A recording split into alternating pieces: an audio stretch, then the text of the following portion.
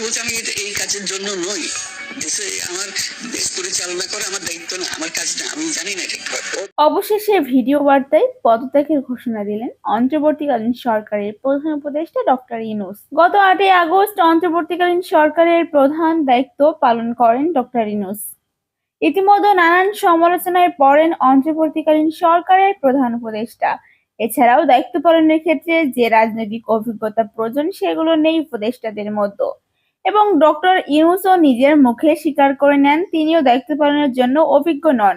এজন্য তিনি রাষ্ট্রপতির কাছে পদত্যাগপত্র প্রেরণ করবেন। ইতিমধ্যে বিভিন্ন গণমাধ্যম জানান আগামী 2-1 দিনের মধ্যে দেশে ফিরছেন অন্তর্বর্তীকালীন সরকার প্রধান উপদেষ্টা ডক্টর ইউনূস। তখন রাষ্ট্রপতির কাছে গিয়ে পদত্যাগপত্র জমা দিবেন এবং পদত্যাগের উদ্দেশ্যে জাতির কাছে ভাষণ দেওয়ার কথা জানিয়েছেন বিভিন্ন গণমাধ্যমে। এর আগে গত 5 আগস্ট বৈষম্য বিরোধী ছাত্র আন্দোলনের মুখে পদত্যাগ করে দেশ থেকে পালিয়ে যান প্রধানমন্ত্রী শেখ হাসিনা। তখন দেশের স্বাভাবিক পরিস্থিতি বজায় রাখতে অন্তর্বর্তীকালীন সরকার গঠন করেন রাষ্ট্রপতি।